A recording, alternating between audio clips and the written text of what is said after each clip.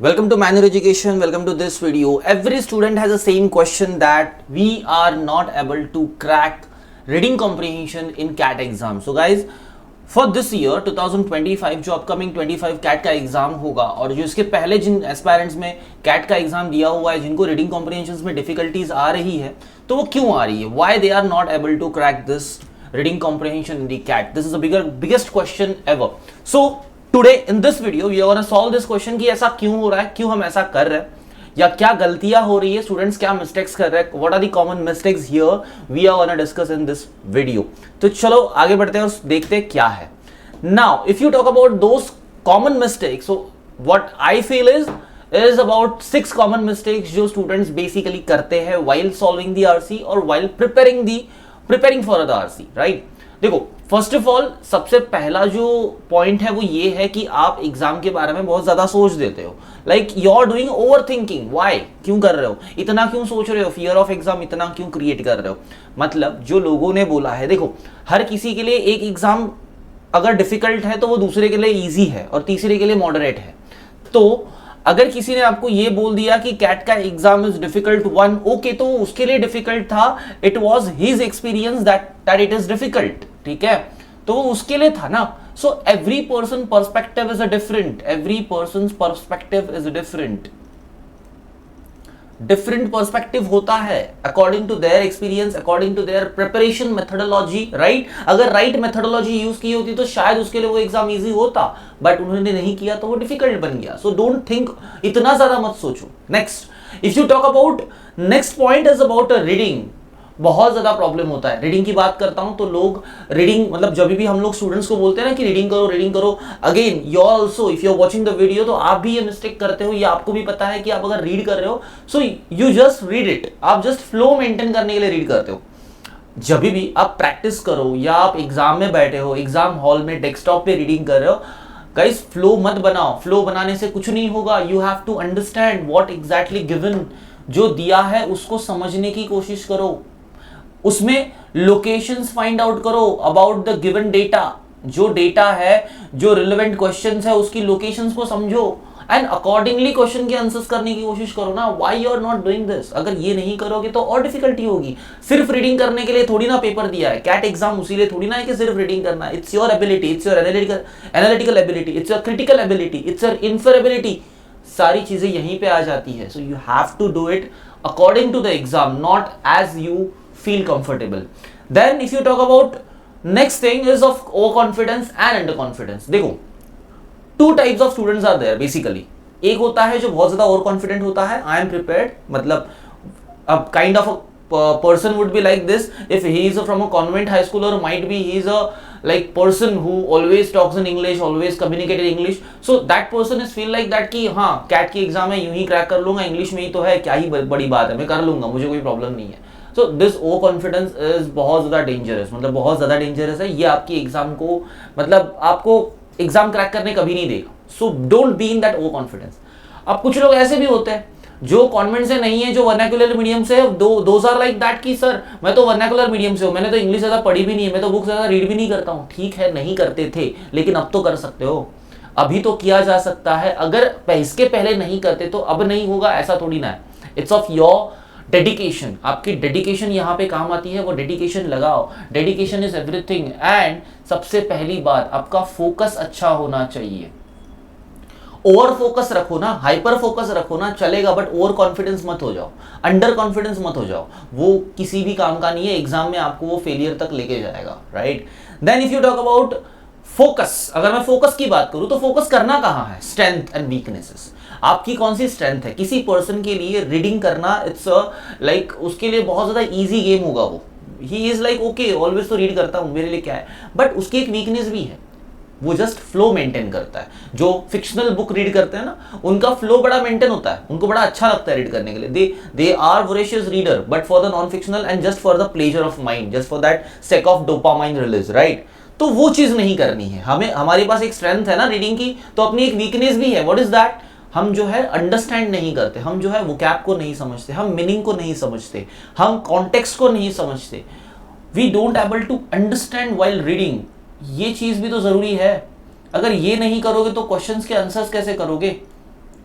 तो it is also important ना, ये भी तो करना होगा। Then if you talk about accuracy and precision, देखो अगर मैं एक्यूरेसी की बात करूं और प्रिसीजन की बात करूं तो there is a ratio in between two. इसका ना एक रेशियो होता है, ये हमेशा इक्वलाइज होनी चाहिए। अगर आपकी एक्यूरेसी 100% है then your precision is also 100। अब प्रिसीजन किस बात का? Precision is of a time, you should be precise for a time, you should be accurate about what, question के आंसर्स के लिए आप एक्यूरेट होने चाहिए, आपके आंसर्स करेक्ट होने चाहिए। कम से कम आई वुड से कि मिस्टेक्स की जो एक गैप है ना, मिस्टेक का जो एक स्पेस है आपके पास, वो बहुत कम है। यहाँ पे कैट के एग्जाम में, कैट जैसे लेवल ऑफ एग्जाम में आप मिस्टेक करने के बारे में सोच भी नहीं सकते। अगर सोच लिया ना तो भी आप मिस्टेक कर रहे हो। तो सिंपल है, यहाँ पे एक्यूरेसी लेवल इतनी अच्छी रखनी होती है with that precision of a time. मतलब ये बोलना है कि अगर आप क्वेश्चन के आंसर्स किए जा रहे हो, अटेम्प्ट किए जा रहे हो इन दैट ओ कॉन्फिडेंस कि मेरे सारे आंसर्स करेक्ट है, नहीं ये नहीं चलता। वहां पे इंपॉर्टेंट है कि आपका टाइम प्रिसीजन होना चाहिए।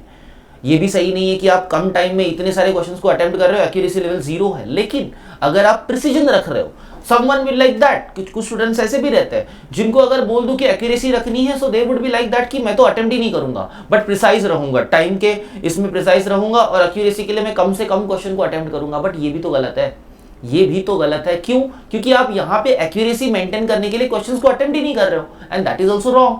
वो भी नहीं करना है। You should be well prepared with this type of strategies. ये एक्यूरेसी एंड टाइम का जो एक रेशियो है वो मेंटेन करना आपको मॉक में से सीखना पड़ता है, प्रैक्टिस करनी पड़ती है, तब जाके ये चीजें होती है। ठीक है। Then if you talk about, अब मैंने प्रिसीजन की बात की, प्रिसीजन की बात करता हूं तो टाइम मैनेजमेंट आ जाता है। टाइम मैनेजमेंट का मतलब क्या है? देखो यहां पे टाइम मैनेजमेंट का मतलब है कि आप टाइम मैनेजमेंट एग्जाम में भी रखो, एंड वो टाइम मैनेजमेंट आएगा कहां से? तो आपकी प्रिपरेशन के लेवल पे, जहां पे आप प्रिपरेशन स्टार्ट किया आपने, यहां पे आपने प्रिपरेशन स्टार्ट किया और वहां पे आपकी जो टाइम मैनेजमेंट है उसका प्लानिंग स्टार्ट हो जाना चाहिए। यहां पे आप मतलब आपकी प्रिपरेशन यहीं से स्टार्ट हो गई। आप अभी यहाँ पे कोई भी रीजन नहीं दे सकते कि मेरे पास इतना टाइम था, मेरे पास नहीं। आपको टाइम मैनेज करना होगा। If you are appearing for the CAT, you have to manage that time, because वही तो स्किल है जो कैट की एग्जाम में से आपके ऊपर टेस्ट किए जा रहा है, तो वो आपको करना पड़ेगा। अब यहाँ पे प्रैक्टिस के वक्त भी टाइम मैनेजमेंट रखो, and in the exam you have to calculate. Answer करने के लिए भी कैलकुलेशंस होनी चाहिए।